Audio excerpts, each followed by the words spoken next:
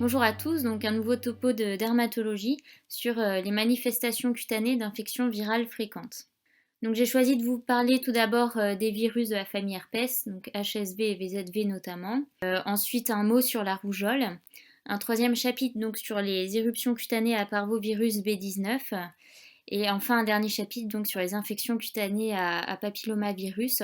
Et je vous ai fait une courte diapo sur le syndrome pied-main-bouche qui n'est pas énormément développé dans le collège, mais qui est quand même très fréquent. Donc voilà, j'en profite de ce topo pour vous en toucher deux mots. Donc on va commencer par les virus de la famille herpès. Donc on va voir d'un côté les infections à HSV et de l'autre côté les infections à VZV. Dans les deux cas, en fait, on va avoir la même séquence, c'est-à-dire une primo-infection unique, qu'elle soit symptomatique ou pas, après une latence ganglionnaire, donc dans les ganglions sensitifs nerveux, puis des récurrences plus ou moins fréquentes tout au long de la vie et selon différents facteurs. Donc tout d'abord les infections à HSV. Donc je vous ai pas fait tant la distinction entre HSV1 et 2 puisque HSV1 plutôt buccal, HSV2 plutôt génital. Ça voilà, c'est ce qu'on dit classiquement. Après en réalité voilà, il peut y avoir des infections génitales à HSV1 et des infections buccales à HSV2. Donc c'est pas ce qui enfin voilà, le plus intéressant à retenir. Donc c'est un virus qui est très résistant dans l'environnement.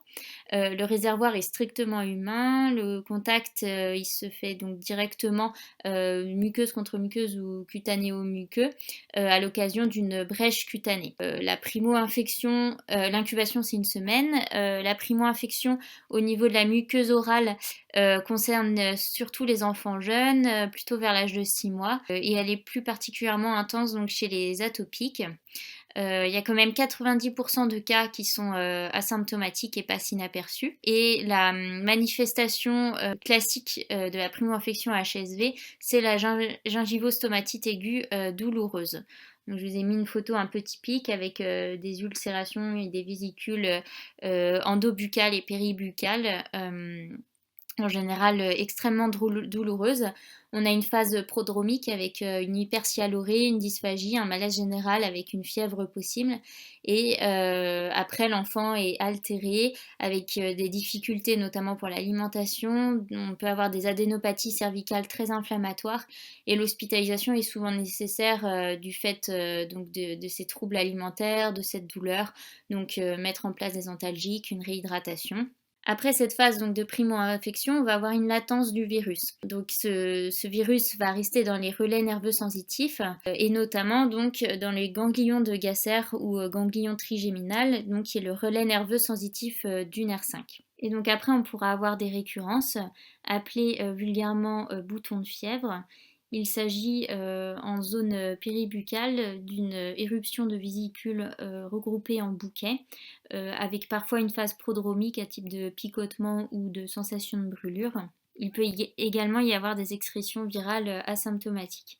Et je vous rappelle ici donc, que l'herpès virus, c'est également l'une des principales causes d'érythème polymorphe, qui est une dermatose immunologique dont la lésion alimentaire est la cocarde. Donc je vous ai remis une photo, c'est un signe pathognomonique donc, de l'érythème polymorphe. Au niveau de la muqueuse génitale, donc, je vous rappelle que l'infection à HSV, c'est une IST, c'est d'ailleurs l'IST la plus fréquente dans nos pays développés. La primo-infection, elle est quasiment toujours symptomatique, à l'inverse de la muqueuse buccale, surtout chez la femme. Donc on va avoir soit un tableau de vulvovaginite, soit un tableau de balanite, qui va être très aigu, très douloureux. On peut avoir une rétention aiguë d'urine possible de façon réactionnelle à la douleur. Et la cicatrisation, elle se fait en 2-3 semaines. Il y aura donc, comme pour l'infection au niveau buccal, un moment de latence avec le virus qui va persister au niveau des relais nerveux sensitifs. Donc là, ça sera dans les ganglions sacrés en cas de muqueuse génitale. Et les récurrences pourront avoir lieu en fonction de différents facteurs. Donc je vous ai remis là les principaux.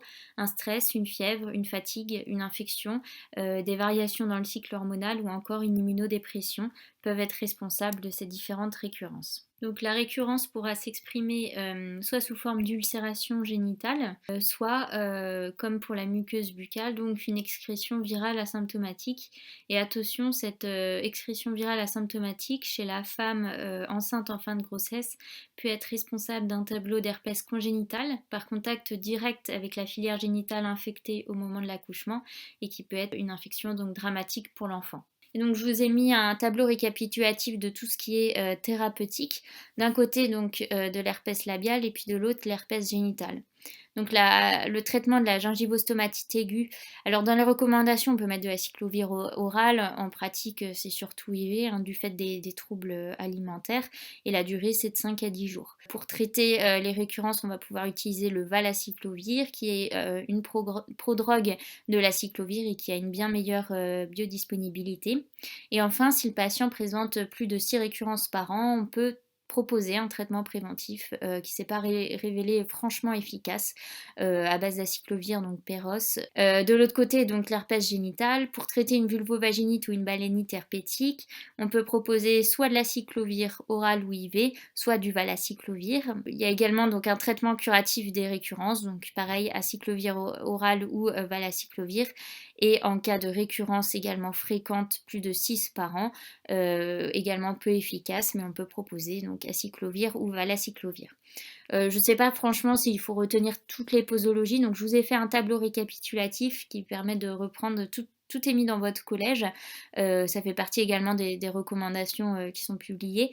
Au moins, vous avez toutes ces informations en un seul tableau que vous pouvez garder pour votre pratique future. On passe maintenant donc au VZV. La transmission, donc elle se fait soit par contact direct, mais également par voie respiratoire. L'incubation, elle est de 14 jours. L'infection par le virus VZV, elle est rare avant l'âge, enfin la primo-infection par VZV, pardon, la varicelle, elle est rare avant l'âge de 6 mois du fait de la présence des anticorps maternels, sauf en cas de varicelle néonatale, mais ça c'est un cas particulier qu'on verra juste après. Après voilà, je vous ai remis rapidement le tableau de la varicelle. Donc ce sont des vésicules ombiliquées sur fond érythémateux.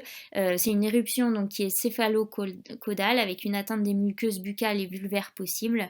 Ce sont des lésions d'âge différents, donc assez polymorphes, souvent escoriées parce que l'enfant se gratte, possiblement surinfecté par une bactérie. Et il y a un risque de cicatrice en cas de prurite intense. Chez l'adulte, il faut retenir que la varicelle, elle est potentiellement grave.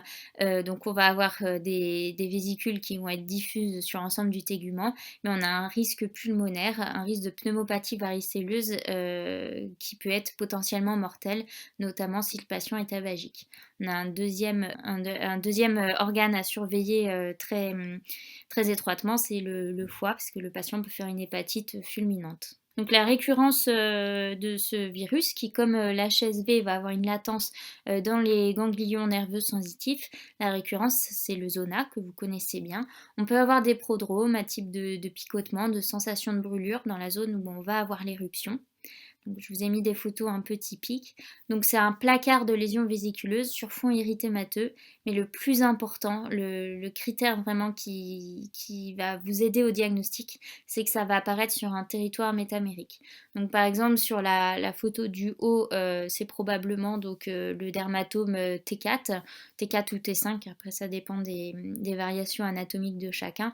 Et sur la photo la deuxième photo de la patiente, donc c'est le territoire donc, du trijumeau, la branche 1, donc le 5-1.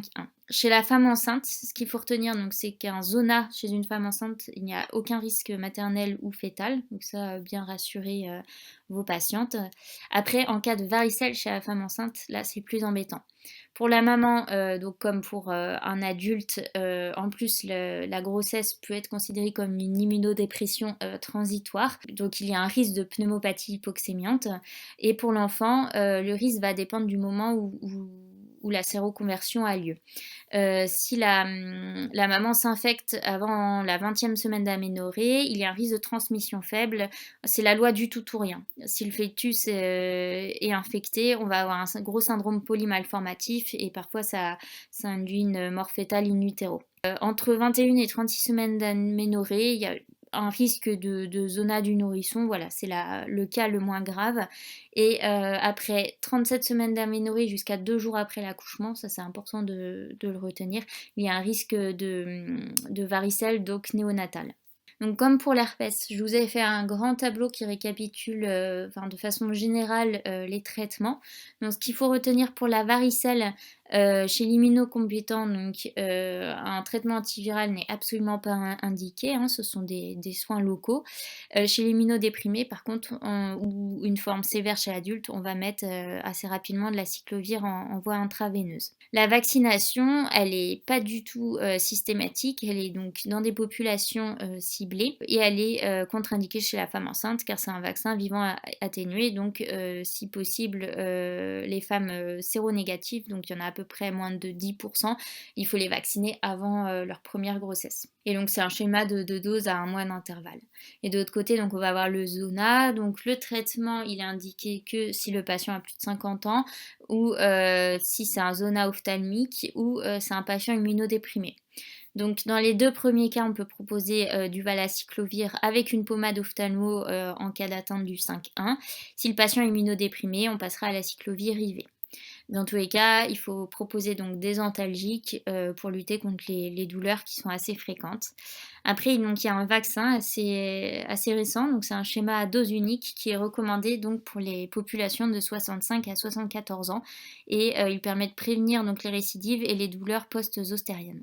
Voilà, bah, j'espère que ce topo vous aura intéressé. Je vous remercie pour votre attention et vous dis à bientôt.